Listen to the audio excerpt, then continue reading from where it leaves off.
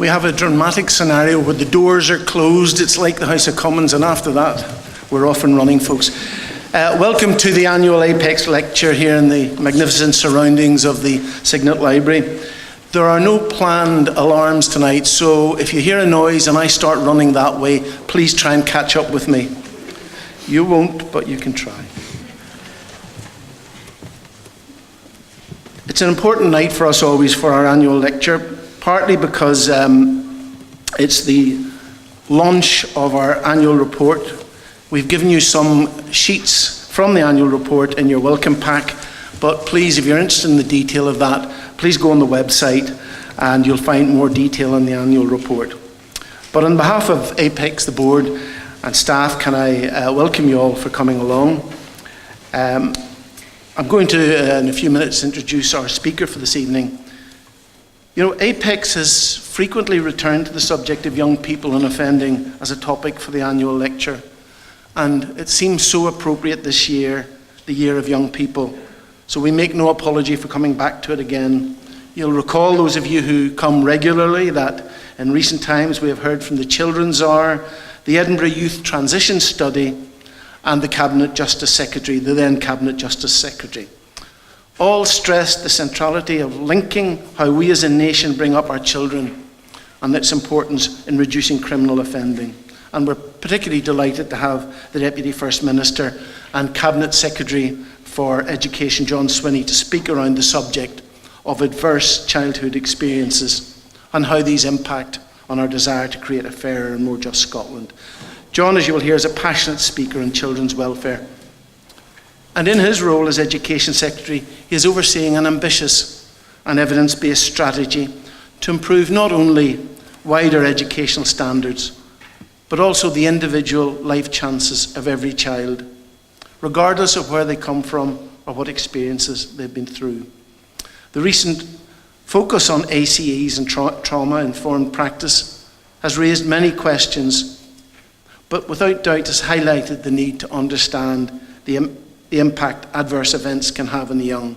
And hopefully this has also encouraged those engaged with assisting the development of our young people to recognise both the causes and effects of them. I've been involved in social work in Scotland since 1980, and it's so good to see this area getting to the front of political thinking and leadership. Apex has worked for over 10 years with schools, educators and family support groups to minimise the likelihood of offending behaviour developing among young people suffering from trauma. It is central to Apex's understanding of the preventive agenda and to all of ours in building resilience and assistance among those whom evidence tells us are much more likely to commit crime, notably those with a high history of adverse experience. As a charity, as a player in the third sector, we are often in a unique position to work with children and young people, and indeed adults suffering from trauma. To do so successfully, it needs to work collaboratively alongside the public sector. And we regard that alliance and partnership as crucial. But we do not see the third sector as an afterthought or an add-on, but as part of a properly considered and conceived strategic plan. We cannot tackle the systemic problem from within silos or assume that it can be subsumed within the existing rules of one or other profession. Evidence and experience tells us that those adversely affected by trauma often do not respond well to programs and establishment models, but require opportunities based on relationships, the sort we believe in Apex we provide. There is, unfortunately, some scepticism and cynicism within public opinion, and this seems to work against ambitions to address the causes of social dysfunction and to promote a punishment and retribution agenda. The direct effect of this is that great policies and ideas, together with the resourcing needed to see them, may often fail to make it through to mainstream thinking and resourcing. And I suppose I'm not the only one in this room that considers rehabilitation and punishment agenda may actually accentuate some of the problems they're intended to tackle. So we're especially excited to hear from a speaker who not only understands this issue, but has a long and intimate knowledge of how government, finance, local government, and the political agenda influence, limit, or enable the opportunities to implement real, lasting and practical change. John Swinney graduated from the University of Edinburgh with an MA Honours in Politics. He was elected the MP for North Tyneside in 1997 and held a number of posts in the SNP at local and national level. In 1999 he became the MP for Tayside North and remained as the constituency's MP at that time. He served as SNP Deputy Leader and became Leader in 2000 and was re-elected as MSP at the 2007 Scottish Parliament election and appointed Cabinet Secretary for Finance and Sustainable Growth. In May 2011, he was again re-elected and appointed Cabinet Secretary for Finance, Employment and Sustainable Growth.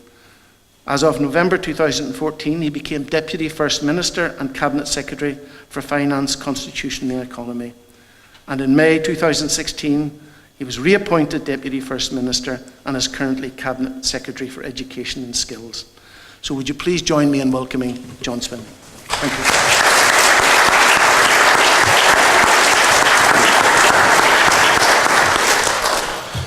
Thank you very much, Brian, for your warm welcome, and good evening, ladies and gentlemen. It's an enormous privilege for me to be invited tonight to deliver the APEX Scotland Annual Lecture and to follow in the footsteps of a number of my ministerial colleagues and other commentators and participants in this vital debate that APEX Scotland has championed over so many years within Scotland.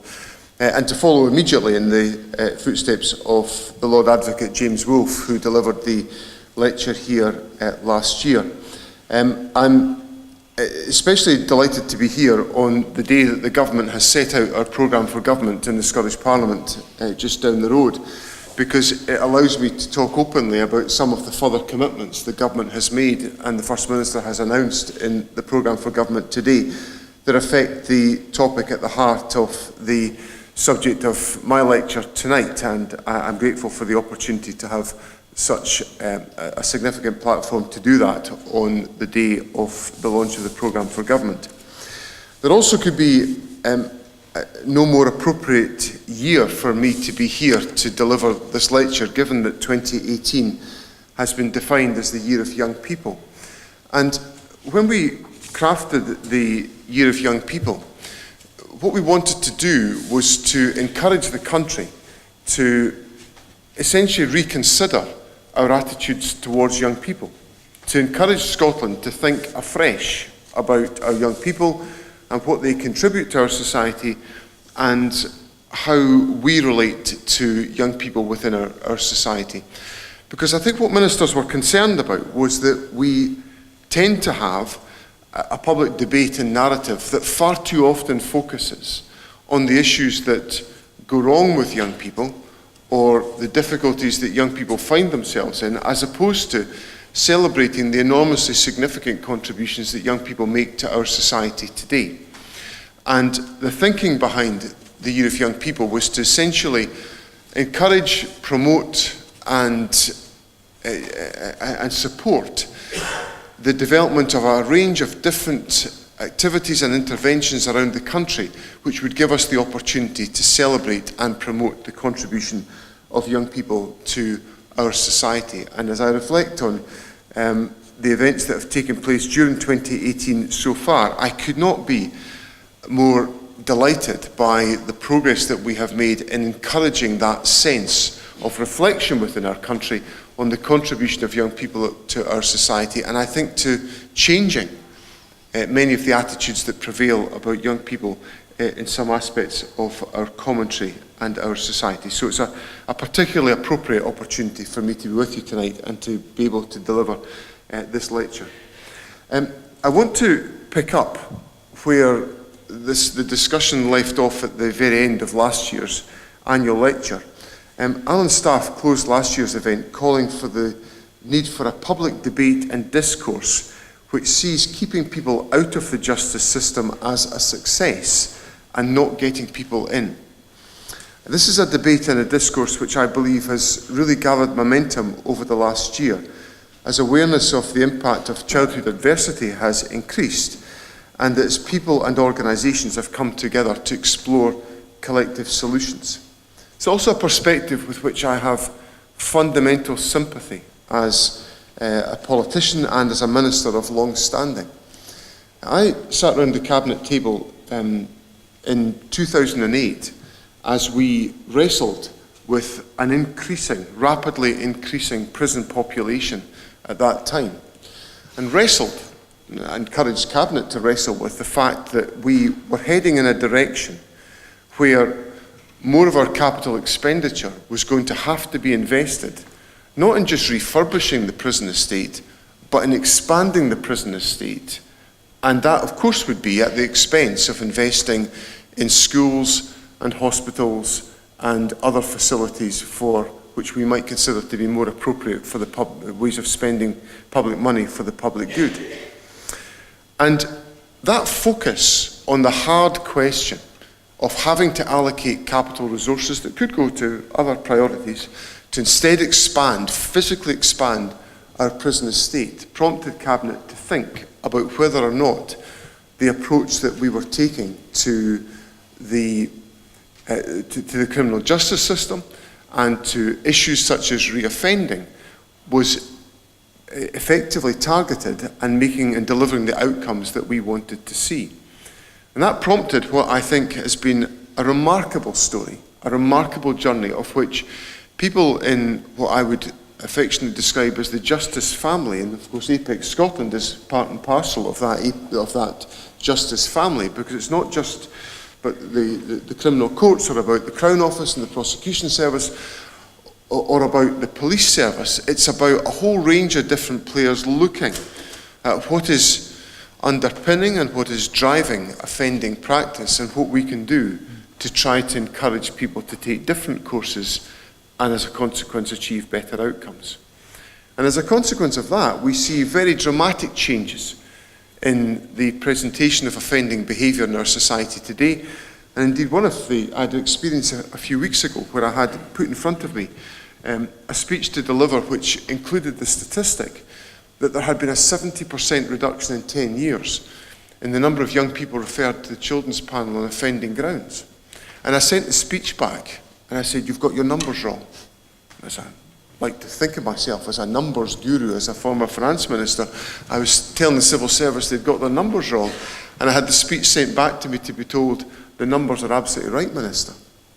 And that's a tremendous achievement of the collective will of the justice family, if I can describe it in that way, to change our attitudes and approaches to how we deal with the presentation of behaviour which causes that disruption and difficulty within our society, but which merits from us a response of a different character today than the one that it would have merited 10 years ago. And I think so much of that debate has been informed by that more careful reflection on why people are offending, what is encouraging their offending behaviour, and what we can do to encourage a different set of actions and behaviours to try to avoid that presenting in the first place. So the comment that Alan made at the end of last year's lecture of a public debate and discourse which sees keeping people out of the justice system as a success and not getting people in is a sentiment with which I am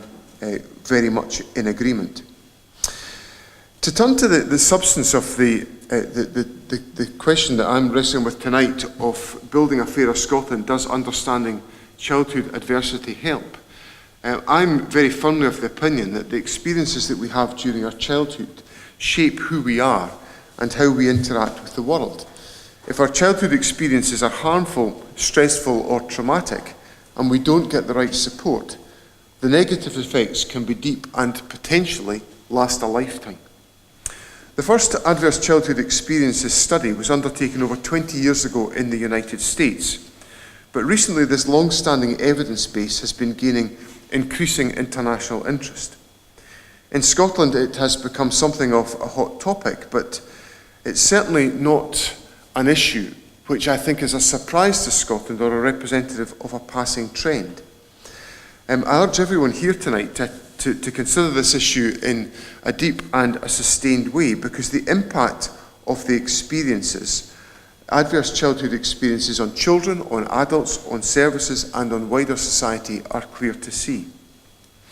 Look across the societal challenges that all of us in this room are seeking to address, to improve health and well-being, to improve education and employment outcomes, to reduce offending and to create safer communities, then it's clear that all of us need to be concerned with the underlying drivers of childhood adversity. Abuse and neglect, domestic violence, parents going to prison, parental separation, family mental health problems, or a home blighted by drugs or alcohol, such experiences all impact on the emotional and physical development, the capacity to learn, and the capacity to thrive. Sometimes the term ACEs is used to refer to the key adversities that I've just described. But the way I want to consider this question tonight, and the focus of the work that we have in government, is that all types of adversity can have an effect on children's healthy development. This also includes child poverty, which we know creates stress for children and increases the risk of experiencing other adverse childhood experiences.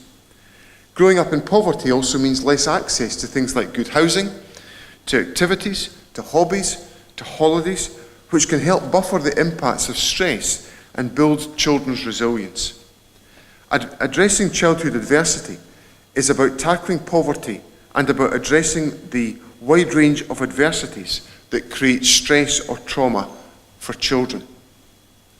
So, if I can begin by answering the question posed in the title of this year's annual lecture, my answer to the question of building a fairer Scotland does understanding childhood adversity help, my answer is an emphatic yes. I strongly believe that understanding childhood adversity is key to building a fairer Scotland. All of us in this room need to focus on childhood adversity, and all of my cabinets need to share that, cabinet colleagues need to share that understanding and the appreciation of that challenge. I need to be thinking about childhood adversity in my drive to improve the lives of children and young people and to raise attainment. Young people are not going to be able to attain properly and effectively if they are having, before they engage in the process of learning on a daily basis in our schools, got to overcome the impact, the significant impact of adversity in the home before they have got into the learning environment. How can a young person concentrate in a classroom in a school if their mind is preoccupied by the adversity that they have left and the adversity they may well be returning to or are likely to be returning to later on in the day? And our school system has to adapt and adjust to those issues and those factors. But if we have to wrestle with that in the education system, then the Cabinet Secretary for Justice has got to wrestle with this on offending and reoffending behaviour. And the Cabinet Secretary for Health and Sport has got to reflect on these issues in her drive to improve the wider health of the population. So my point in expressing those requirements in that way is to acknowledge and to reinforce very much the point that Brian made in his introduction, that these issues cannot be solved in one neat little compartment. They must be owned by all of us with all of our perspective to make sure cumulatively we can make the impact on addressing these questions that all of our collective effort will require us to do. And if I reflect on the discussions that have taken place around the Cabinet table on this question, when we formulated our programme for government last year, and when we got to the point where we were agreeing the contents of it and signing it off as a Cabinet team, I was struck by the comments that the then Cabinet Secretary for Justice, Michael Matheson, made, where he highlighted a particular box that appeared on, I think it was page 73 of the programme for government last year, which listed the impact of adverse childhood experiences and listed the approaches we needed to take across government to try to address these issues. And the point he made to Cabinet was that there were some of these in the possession of the policy portfolio of the Health Secretary, some in my portfolio in the Education team, some in his portfolio, some amongst our local government partners. But the moral of the story was if we didn't all get our act together in a cohesive and collective fashion, we would not be successful in tackling the impact of those issues and how they present in our society. So it is a challenge that must be owned across the portfolio spectrum of the Scottish Government and owned across the policy interests and policy debates within Scotland. As we set out last year and as we reiterated in the programme for government that we've just published, we are determined as a government to do all that we can to better prevent adverse childhood experiences and to support children and adults that are affected by these experiences. Whilst I want to emphasise tonight the significant impact that childhood adversity can have on children and throughout their adult lives, I do not want in any way, however, to be deterministic about this. This is not about placing limits on people's aspirations and achievements. I've had the enormous privilege to meet many children and adults who have suffered adverse childhood experiences but have gone on to show incredible resilience in the face of that adversity. And we know that individuals can overcome these challenges. But we also know that giving children the best start in life is best for them and best for our society. So if we are able to eliminate childhood adversity as much as possible and do all that we can to support healing for children and adults affected, we will be investing in the health and the well-being of our society to a significant extent. So how are we taking forward our commitment to tackle adverse childhood experiences in Scotland? This is very much about embedding an understanding of ACEs across all of government and working collaboratively on our national approach of getting it right for every child. In March of this year, I hosted an event with the First Minister at Bellahouston Academy in Glasgow, along with a range of Cabinet colleagues, again demonstrating that breadth of responsibility and ownership of this challenge across our policy portfolios, to discuss with people working across many different sectors how we can drive forward progress on ACEs. We were all agreed that no one organisation or sector can do this alone. This is very much about all of us bringing a focus on childhood adversity across all the work that we do. So tonight I want to set out the 4 key areas I believe we need to focus our efforts on to drive progress on tackling childhood adversity. Firstly, on providing intergenerational support to parents, families and children to prevent ACEs occurring in the first place. Secondly, where ACEs do occur, providing the right support to children at the right time to reduce the negative impacts as soon as possible and to help build their resilience.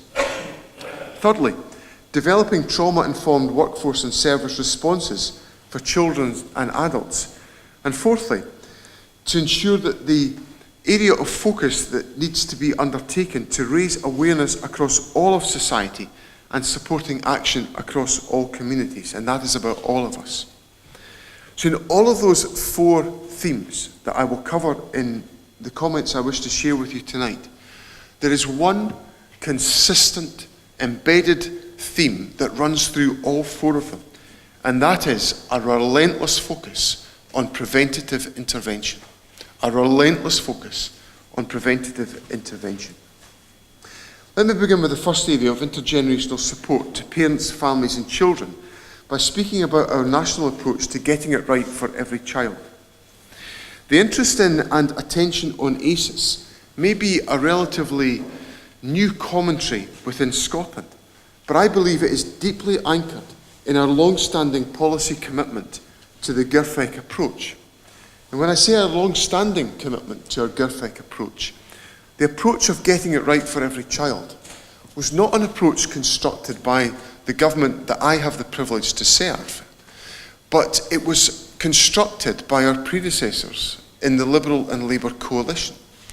And what we did when we came to office in 2007 was recognise a theme of policy that would be long-term in its nature, long-term in its effectiveness, and therefore the right thing for us to do was to sustain a long-term policy commitment that we inherited from our predecessors. So we now find ourselves in 2018 with the best part of about 15 years of policy focus on getting it right for every child, demonstrating perhaps that despite the vagaries of the political cycle, politicians can actually come to the conclusion that there are some things worth sustaining from one administration to the next to give that policy consistency. Getting it right for every child empowers services and families to work in partnership to address the needs of children and young people early before they become bigger problems. This is about services working together with the needs of the child or the young person at the very centre. It is about supporting the well-being of our children and young people and improving outcomes by offering the right help at the right time from the right people. GIRFEC provides a clear, identified professional for families to go to if they need information, advice or support or access to services. This is the named person. Every child and family should have access to this support if and when they need it. We understand families must have confidence about how and when their child's information is shared as part of that process. And that is why we are taking care to address the issues that are relevant to the Information Sharing Bill and the related Code of Practice, which I want to ensure provides a clear and consistent way for service providers and practitioners to do this. But fundamentally, the character of the named person is about giving access to services for families that really need that support. Our vision at the heart of the GIRFEC agenda is a drive which comes from the belief that as a nation we are equal from birth and through opportunities should be equal in life. We invest in many of these steps by the investment we make in policy interventions such as the Baby Box, which is an embodiment of that goal. We value all children equally and we will do everything we can to support and encourage their potential. As announced in today's programme for government, we're providing new investment in perinatal and infant mental health. This is about early intervention, supporting the mental well-being of pregnant and new mums and working with infants and their parents or carers to prevent early difficulties escalating. We're expanding family nurse partnerships to help us offer to every eligible young mother by the end of this year. We are building a new universal health visiting service that will give families better access to health visitors and employing 500 extra health visitors to make that a reality. We are supporting children and parents by expanding the offer of early learning and childcare. By almost doubling the number of funded hours, we will reduce the burden of childcare costs on families. By introducing more flexibility in how the funded hours can be used, we will ensure that it works for families. But our main priority is about providing high-quality, nurturing environments for play and development to give all children the best start and to prevent avoidable problems further down the line of the lives of these young people. In much of my thinking in this respect, I'm struck by the experience I had in a discussion with the Royal College of Speech and Language Therapists about how we can act early to intervene, to address some of the communication challenges that young people can face. And early learning and childcare and that play environment is all about encouraging the communication and the expression and the play and the interaction of young people. And building those relationships crucial to building the resilience that children and young people require. But I took part in a fascinating discussion with the Royal College of Speech and Language Therapists about the communication difficulties that individuals can face and how early intervention can address these difficulties. And they taught me through the consequences of a failure to have proper command of communication and the failure to be able to express yourself properly, and what that leads to can be difficult behaviour with others and friction and tension and aggression and violence, and before you know it, that person who started off with a communication deficit has then embarked on a life of violence. And in the grouping was a guy in his 40s who basically said to me, "That's me."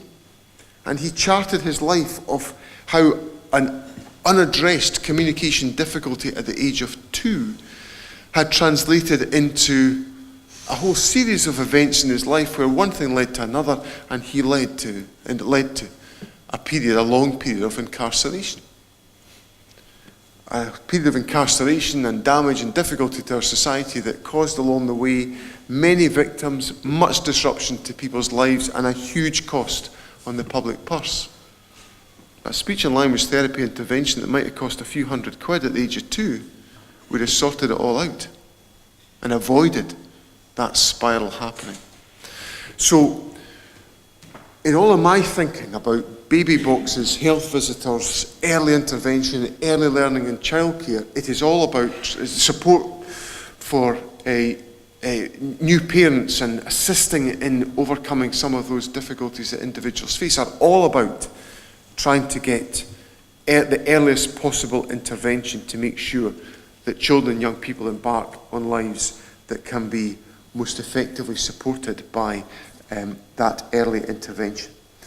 And that thinking is running through all of our actions, whether it's on the experience of children and young people, or whether it's about the experience of children and young people within our education system, or whether it's in the work that we take forward in tackling child poverty, which has been the actions of which are emerging out of the Child Poverty Act, which Parliament passed last year, and which gives us a delivery plan which focuses the public sector on what we can all do collectively to put in place the early intervention to avoid child poverty becoming entrenched within our society. So the principle of ensuring that we have the embedding of intergenerational support to parents, families and children at the heart of our system is crucial in making sure that we have a preventative approach embedded in our policy agenda.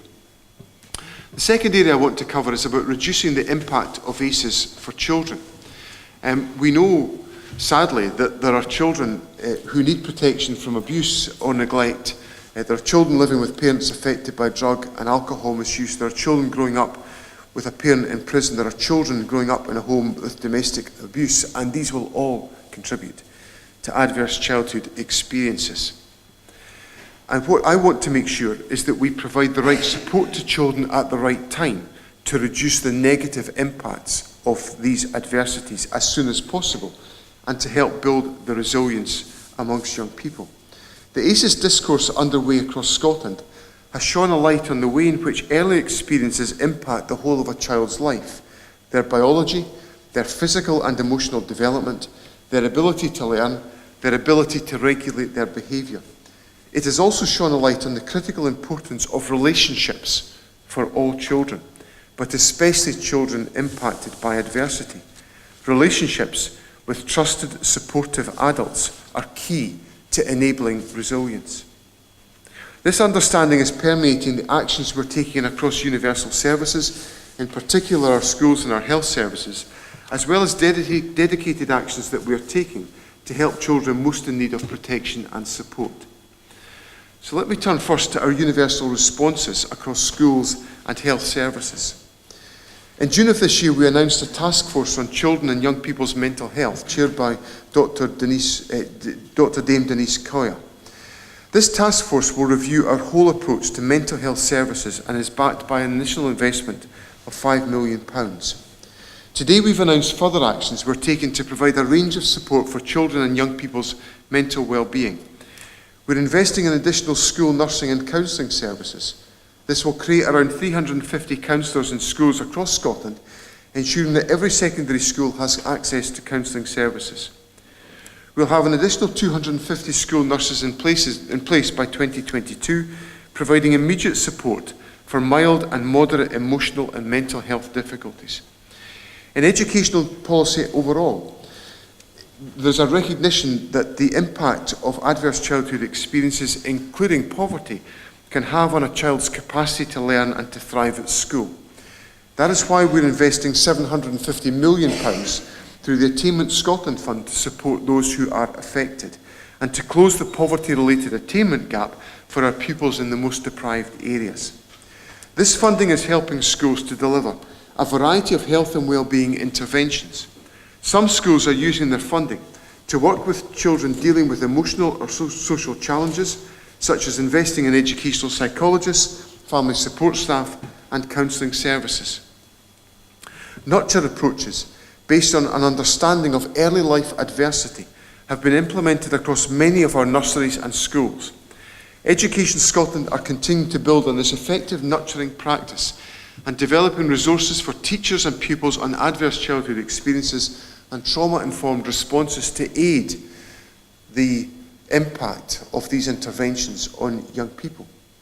We recognise that the problems that children can face sometimes lead to difficulties with behaviour in schools and risk of exclusion, which we know can in turn be lead to a risk of early offending behaviour.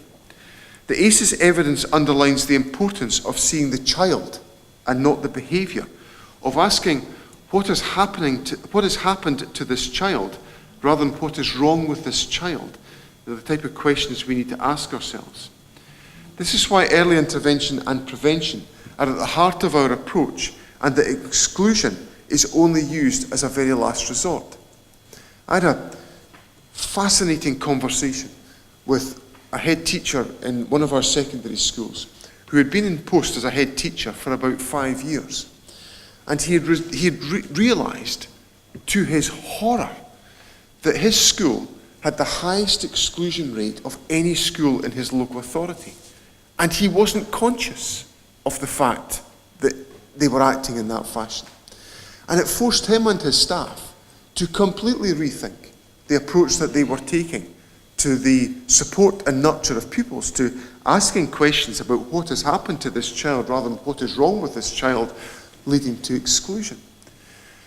And by adopting the nurture approach that I've talked about and creating facilities and institutions within his school to enable that behaviour to be addressed and for that support to be put in place, the exclusion rate of that school has collapsed and the well-being of pupils and staff has increased as a consequence.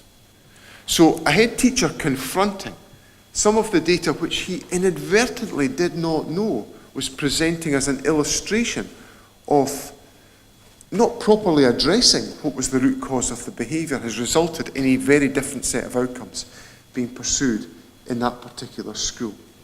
So the flexibility we have given to schools through the Attainment Scotland Fund and Pupil Equity Funding is enabling schools to address in different ways in different parts of the country, because these issues will present themselves in different ways in different parts of Scotland, is equipping them with the resources, enabling them to properly intervene at an earlier stage in supporting young people and in assisting them in overcoming some of the challenges that they face. All of that is part of the focus that I have on ensuring we achieve excellence and equity for all children and young people in our highly performing education system.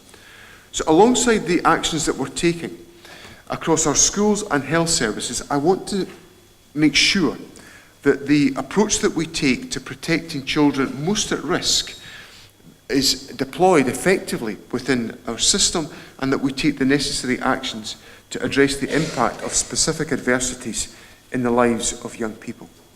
The government is clear that our systems and services must continue to improve the response to children who have suffered abuse or significant harm, and we are working in partnership with a range of different organisations to make that happen. Since 2016, we've been implementing the Child Protection Improvement Programme to ensure that effective protection for all children at risk from abuse and neglect is put in place. We've been learning from international good practice, including Iceland's Barnahus child-centred and trauma-informed approach for child victims of serious and traumatic crimes. We're now beginning to work to develop the Barnahus principles in the context of Scotland's healthcare and criminal justice system. We've committed to developing the Safe and Together model of child protection in a domestic abuse setting. This model, originally developed in the US, partners with domestic abuse survivors and intervenes with perpetrators in order to enhance the safety and the well-being of children.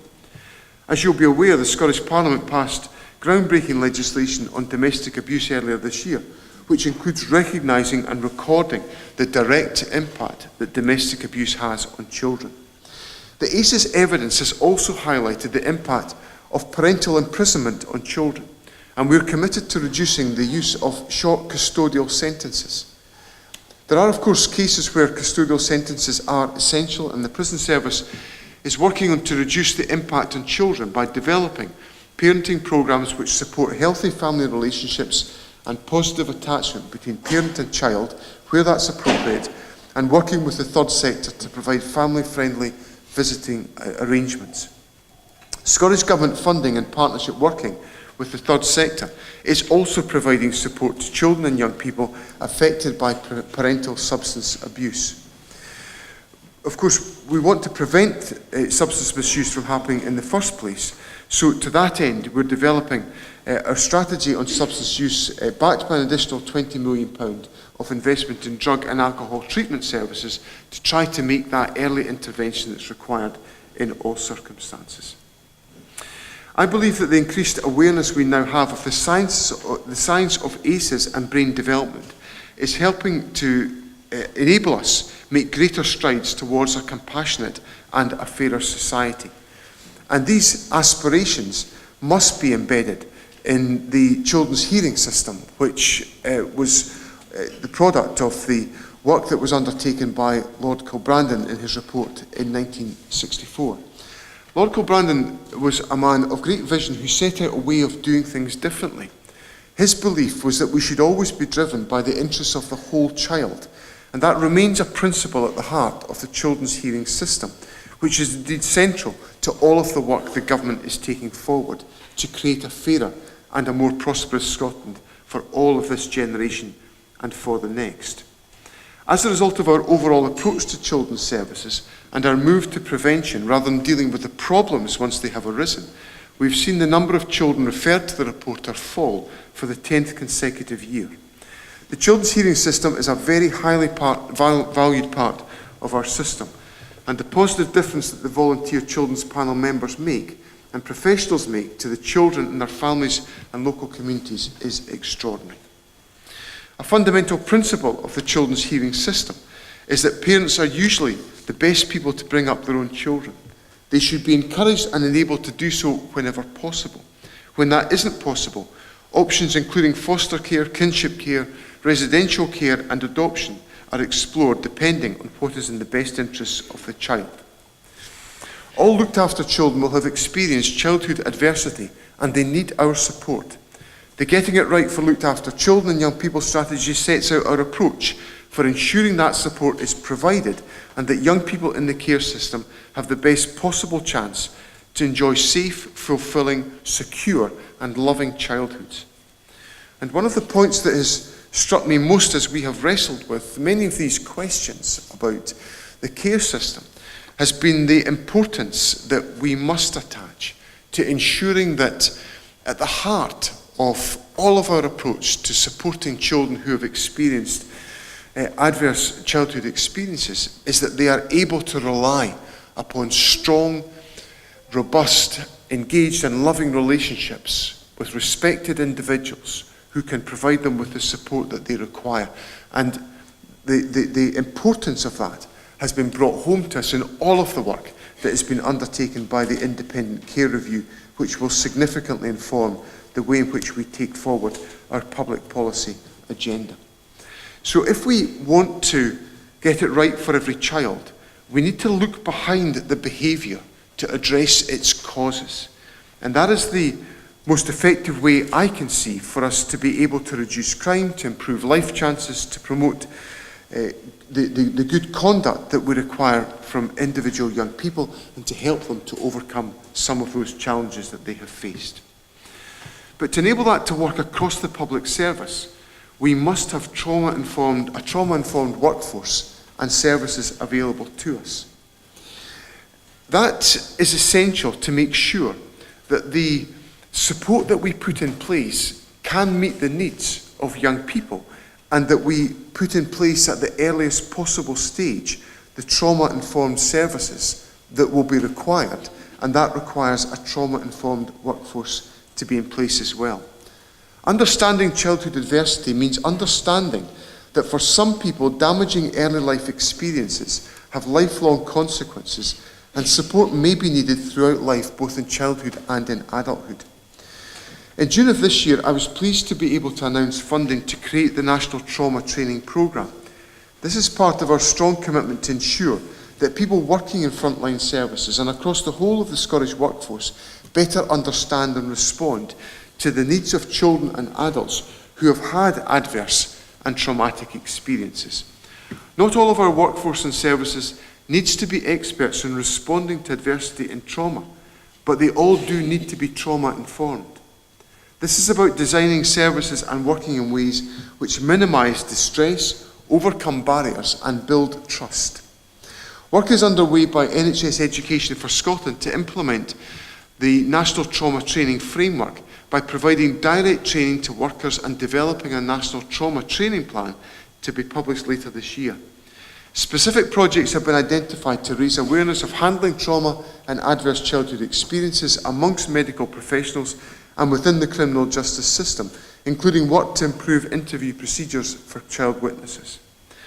So, I hope the case is made for the importance of ensuring that right across our workforce we have an understanding and an ability to comprehend what is the impact of trauma and how that may present in behaviour, to be able to take the early stages of tackling these questions, but then also to be able to have the deeper support in place to ensure that children and young people are able to attract the support that they require to tackle, to be able to overcome the impact of adverse childhood experiences.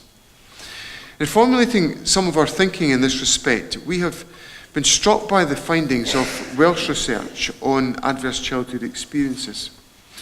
In that study, and we're undertaking some research work to complement this, individuals who suffer 4 or more ACEs were found to be 15 times more likely to have committed a violent act in the past year and 20 times more likely to be imprisoned at some point in their life compared to people with no experience of ACEs.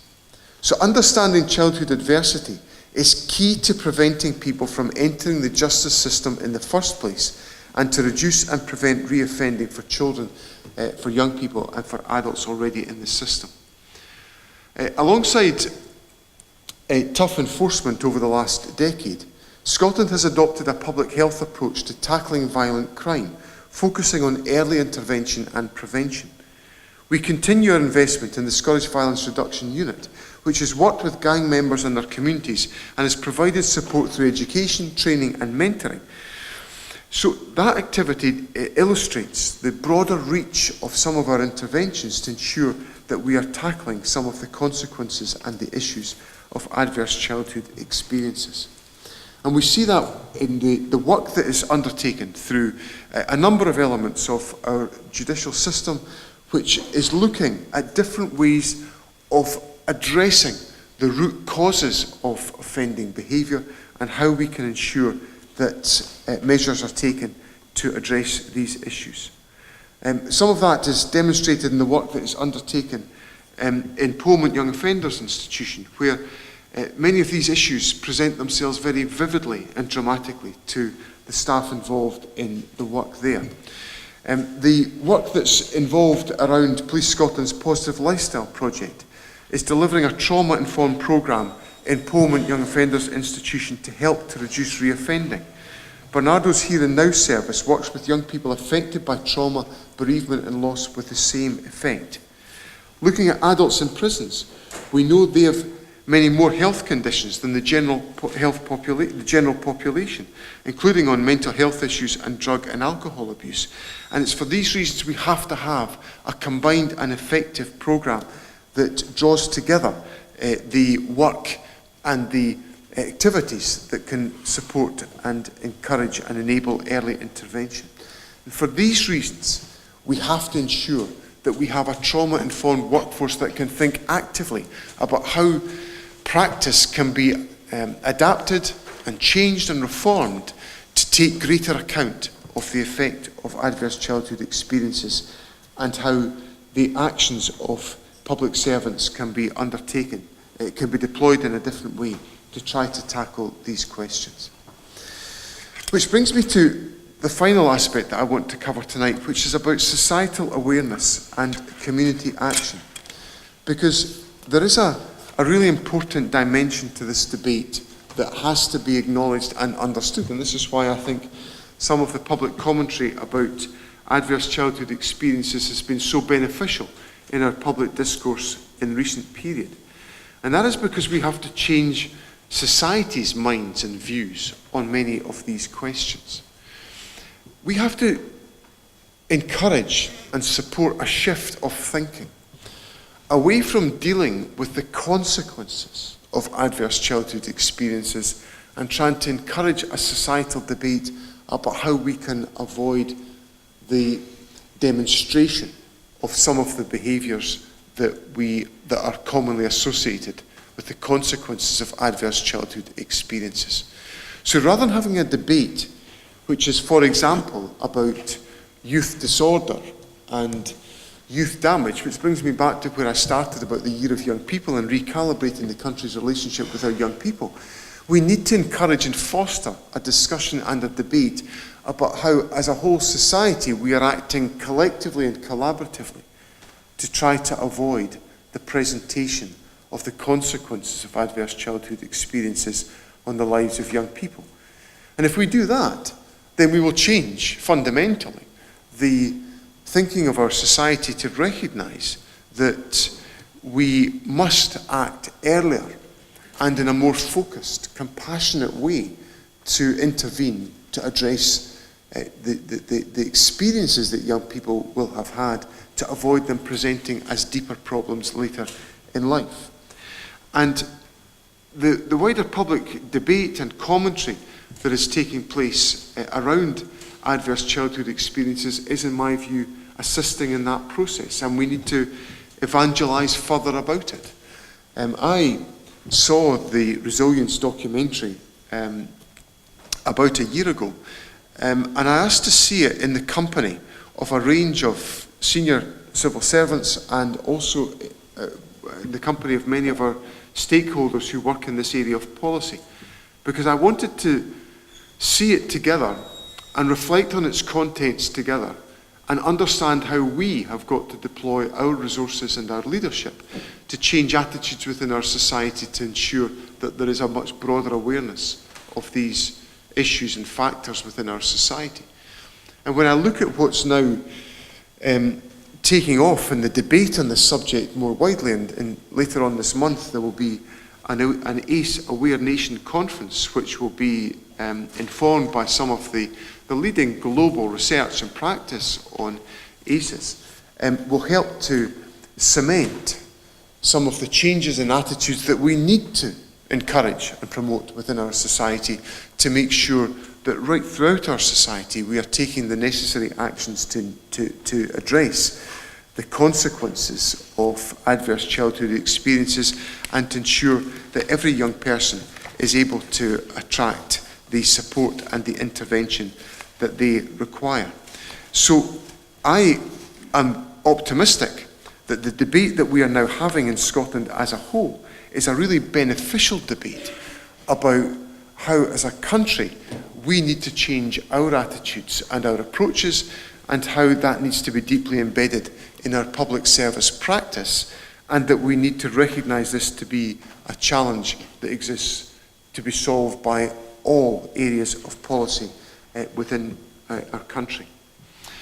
So what I would like to assure you about tonight is that this is an issue which is deeply embedded in a policy agenda that has been present in Scotland for some considerable time, dating back to the origins of the Getting It Right for Every Child agenda, which the government of which I'm a part inherited from our predecessors, that we have taken the thinking, the good international thinking about ACEs, and applied that to policy foundations in Scotland that are long-standing and robust within our country on getting it right for every child.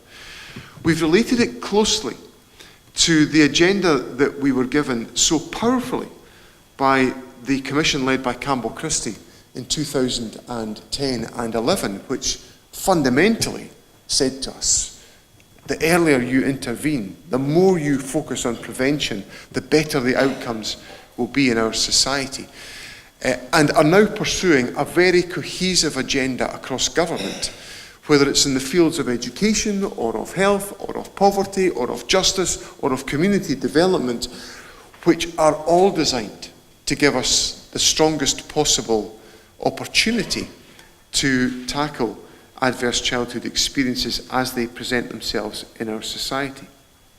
And we have to do that because we've set ourselves a pretty big ambition in the work that the government has set out recently as we have formulated our policy agenda and as we have published our national performance framework by which we want to be judged. Because at the heart of the national performance framework, we've set out an ambition for our children, that they grow up loved, safe and respected, so that we all realise our full potential. That our children grow up loved, safe and respected, so that we all realise our full potential. So fundamentally at the heart of how the government views its leadership role within our society is a desire to ensure that we can live up to that ambition for children and young people in every respect in our society. And where I would close tonight is by, I suppose, making an invitation to all of you and to wider Scotland, and it is this, that this is not a journey for government alone, this is a journey for the country. A journey for everyone in the country to think, what on earth can we contribute, what can I contribute towards this agenda? Because if we motivate that within our society, if we motivate that contribution within our society, we will have a cumulative impact that has the potential to interrupt a problem which has been going on all of my life in this country, which is that a good proportion of our children and young people grow up in this country unable to fulfil their potential and to have the life chances that all of us should be entitled to have.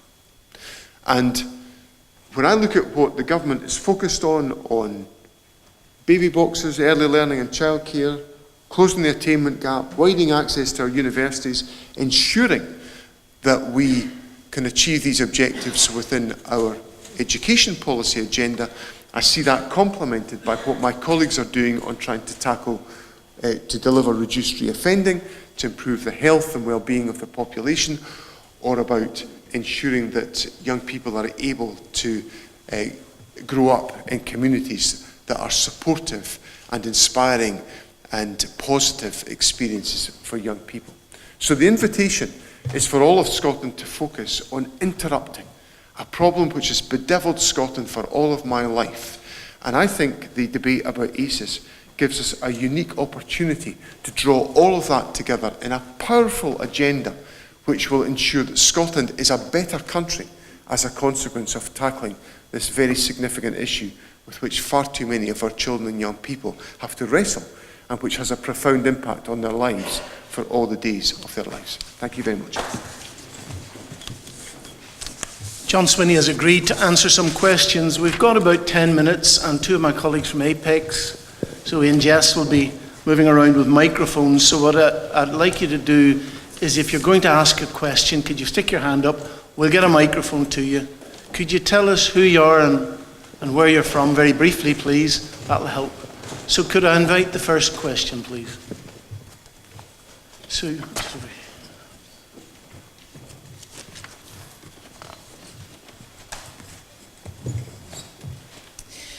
Hi, my name's Sue Brooks. I used to be the Governor of Parliament Young Offenders, and I'm currently on secondment to Education Scotland. One of the things that I've been really interested in on secondment is, I suppose, looking at what the next big strategic shifts are to further reduce the numbers of young people in custody. And I've been really struck by, I suppose, the very obvious fact that there are something like 8,000 men and boys in custody, and relatively speaking, considerably fewer women. So whilst I know that we want to get it right for every child, that there are some really interesting messages, I think, for us there about ACES, and I suppose the environment in which we bring up boys and young men in society. And I just wondered what reflections you had on that, and whether there was an appetite for further discussion around that with government or other people in the audience.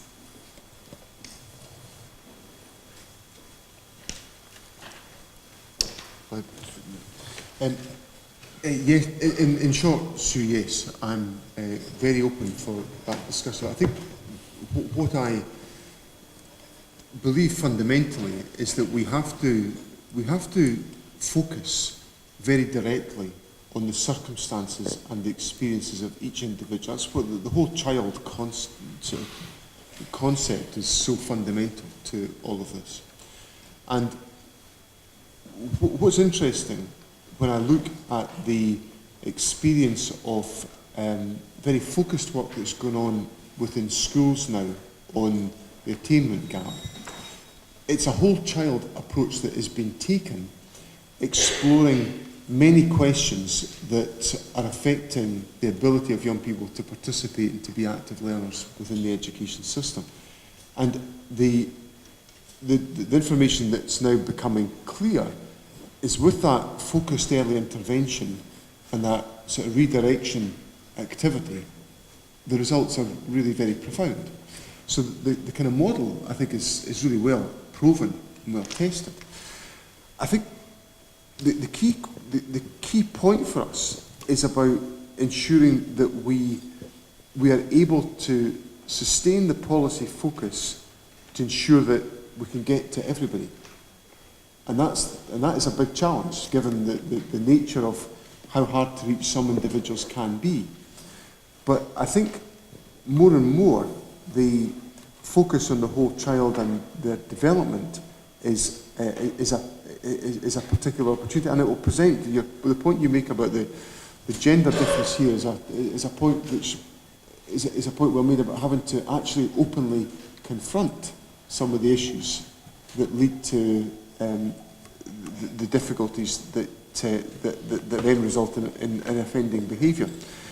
So I think the focus on the individual is critical to this exercise, and I think the more we can make sure all of our policy interventions are not delivered in a fashion where they don't collide with the individual concerned, but are more focused on what do they need and how can we help them through it, then I think the better our prospects will be in trying to address some of this underlying challenge that exists.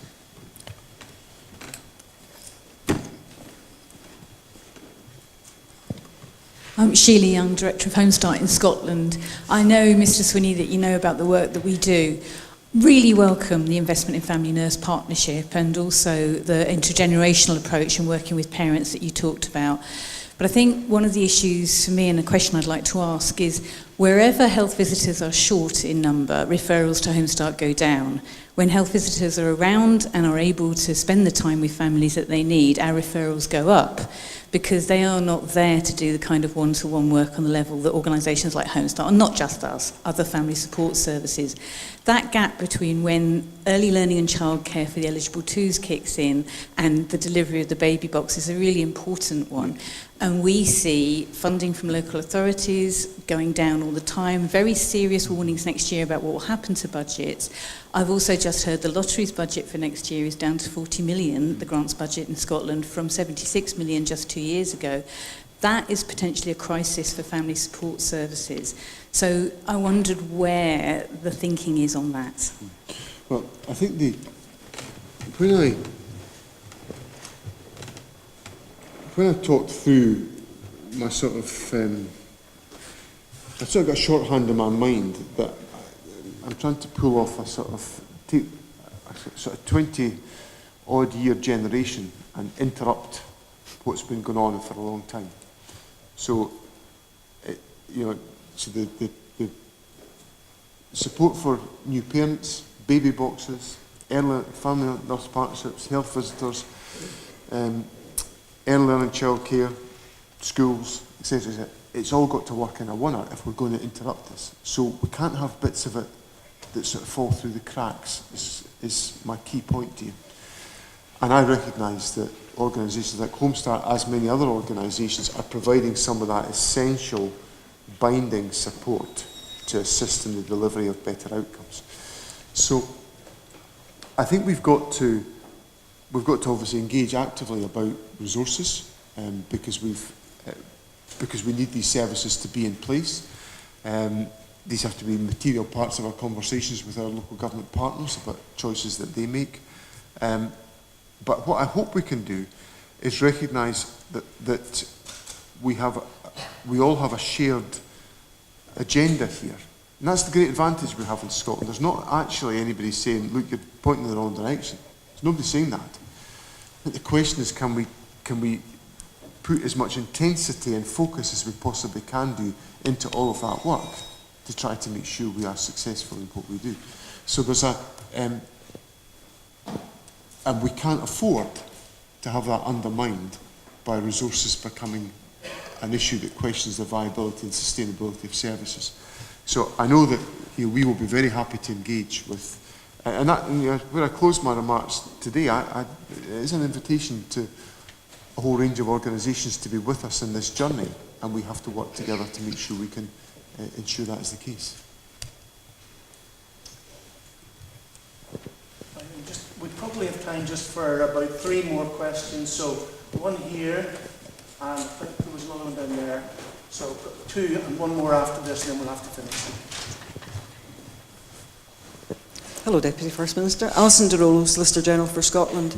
I just wanted to welcome your talk tonight as someone, as a prosecutor who will reap the dividend from the preventive outcomes in addressing ACEs. I also just wanted to pick up on this point that Sue made about the gender issue here. And I do so because we are dealing with a 34% increase in the rate of sexual offending by children against children. It's a real issue. Serious sexual offending across society and across the board is on the increase, and we are, to use your word of the night, wrestling with that as a prosecution service and as a society. But I really do think there is an issue about the way we nurture and support boys and young men to prevent that specific strand of offending, which I don't know the science of it, but will have roots in adverse childhood experiences of that kind. And will also have its roots, I think, in a societal shift in the way what our young men and boys look at on the internet and what they use to form views about norms and standards. So I just think that there's a really interesting and important sort of strand of work to be done there, supporting our young children, looking at those particular adverse childhood experiences. And I look forward, as I'm sure you do, to the report of the Expert Advisory Group on preventing sexual offending by young people. It's just a hugely important, really corrosive, really damaging aspect of what our children and young people can go on to do as well as experience. And I just want to thank you for raising that as an issue, and I'm sure that is a really important issue going forward. I think the key issue for me is about recognising the role and the effectiveness of the nurture approach. I think I actually think we've probably got all of the rationale and the thinking available to us about how we can try to intervene earlier and how we can, what type of interventions can be deployed to do that successfully.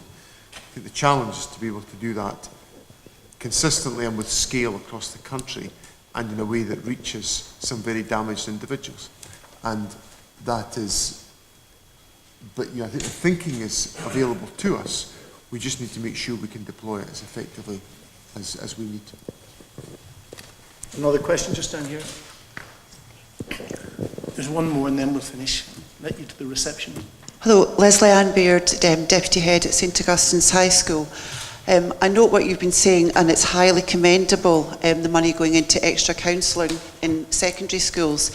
But I'm a bit concerned the amount of money that's going into early years, and what somebody's just said is about the kind of 20-year gap in generations, that we in high schools at present are facing the difficulty, that kind of lost generation.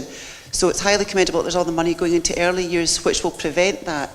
But we're a bit kind of concerned about all the kind of nurturing approaches at present are based very much around primary schools. And whilst we've looked at developing a nurture base within our school, the resources are very primary based. So I think there's a concern that we have that there's that kind of generation of teenagers, boys in particular, who have suffered from these adverse experiences and who are kind of getting lost at present.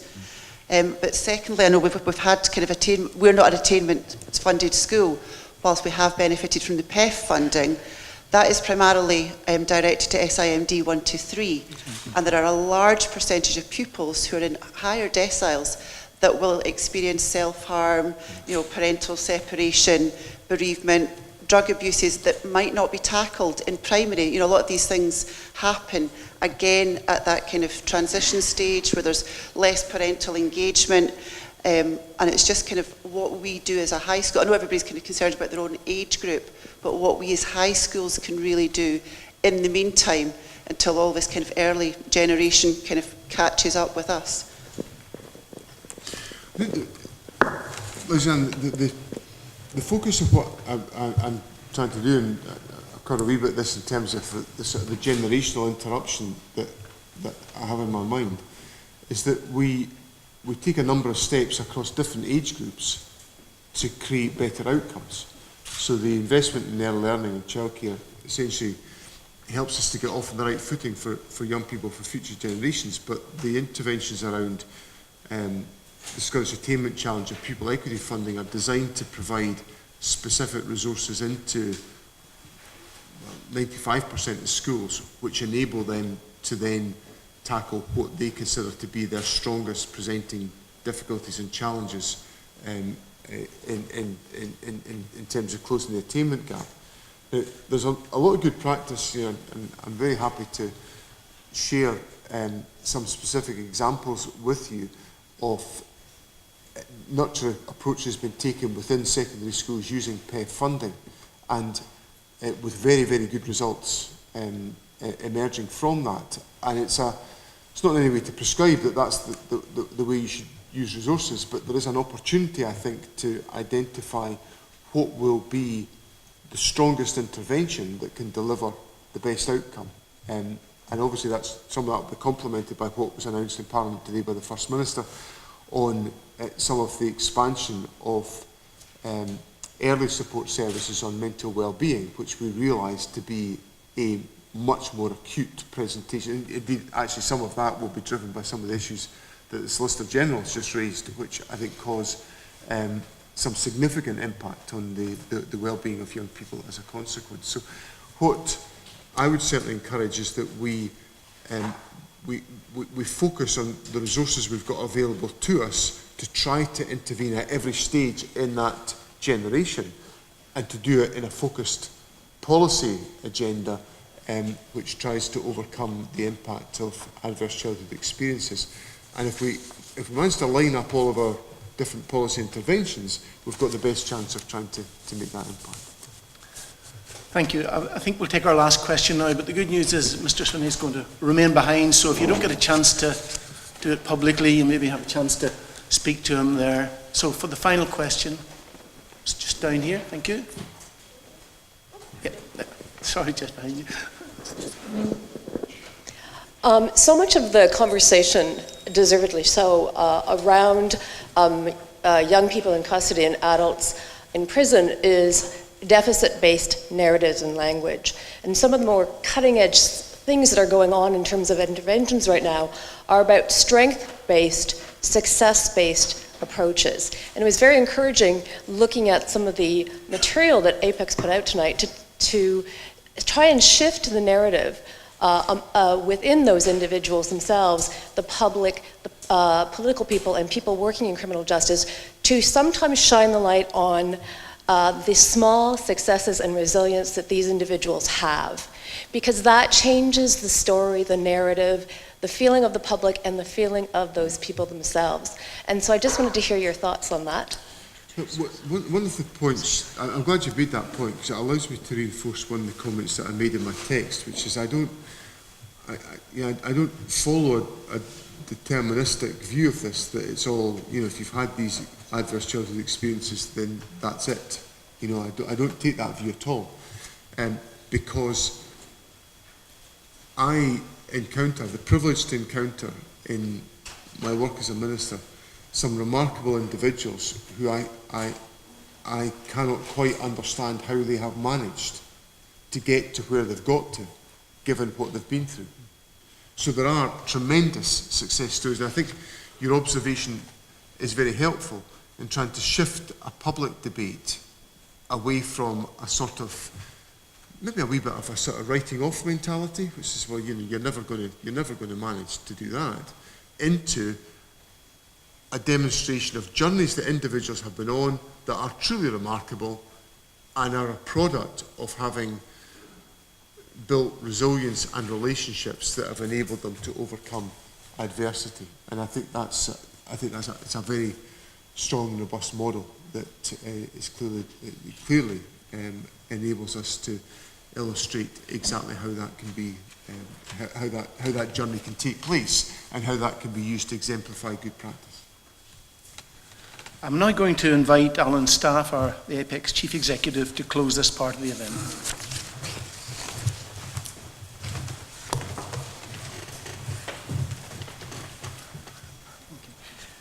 I don't know about you, but this has felt like quite a significant evening. A significant evening in the journey that we're all on towards the changes which are needed to make Scotland a fairer and more progressive nation. As Mr. Swinney has stated, the principles behind understanding the impact of adversity, both on children and adults, is hardly new. But for whatever reason, there seems like a groundswell of ambition to turn what has long been an intellectual awareness into practical and beneficial changes in the lives of our citizens. We've heard tonight of the intention to increase support, to improve training, to initiate policies and change models of social control which may not have been optimal. And I'm delighted that we've had someone so senior in the Scottish Government who has been able to lay out so clearly the intention to build these good and long-held and long-cherished ambitions into life-changing practices. If I have a concern about what I've heard tonight, and I'm aware in a short address not everything can possibly get covered, it's the potential that we have of pathologising social learning to the point where the knee-jerk reaction is to look for the professions for the solution. Although my days as a mental health practitioner and policy maker are long gone, I remain conscious that the vast majority of what we refer to as mental health conditions, mental health problems, lies not in the realm of psychiatrists and psychologists, but in the primary healthcare arena. In fact, when we did some work around that, we identified a number of key workers who are our most effective mental health practitioners. I wonder if you can guess who they were. Hairdressers, bar staff, and librarians. We overemphasise, if we overemphasise, the psychopathology and create a medicalised model, we can end up pouring most of the resources we have into expensive high-end interventions and neglect the greater demand, which might simply be the need for good advice, friendship, love, a sense of community and a sense of belonging. Tonight we've heard mention of the third sector on a number of occasions, but maybe there's no real sense of how that huge and incredibly well-connected resource can be mobilised and drawn into a strategic plan which will advance the agenda that we've heard. Maybe it's not enough for us to continue to rely on a few public bodies choosing to contract with the sector in one-off projects here and there. Maybe it's time that this long-discussed hope of bringing the sector with all its expertise and resources into a co-design, co-production relationship can actually become a reality so that we can indeed get things right for every child, everywhere. Deputy First Minister, we welcome the advances outlined in your address. We look forward eagerly to seeing the basic principles, particularly of whole system approach, applied across the whole system and not just a part of it. In particular, I believe we're eager to see the various departments, divisions and areas of policy and practice work closer together, collaboratively, for the benefit of those we serve, rather than for the maintenance of professional enclaves. I believe tonight we have heard a real intention to make that cultural change that you spoke of happen, however entrenched the barriers. I'm grateful to you all here for tonight for your attendance this evening. I hope you'll agree it's been quite a stimulating and informative event. It's advanced or achieved, I believe, our purpose of advancing the thinking around justice, fairness and stronger communities. Before we end, and I'll let you go to the drinks behind the screen, which I know you're all bursting for, I'd just like to offer my thanks to the staff of the Signet Library, as always, for the provision of this wonderful venue and for all the help that they've given us to run this event.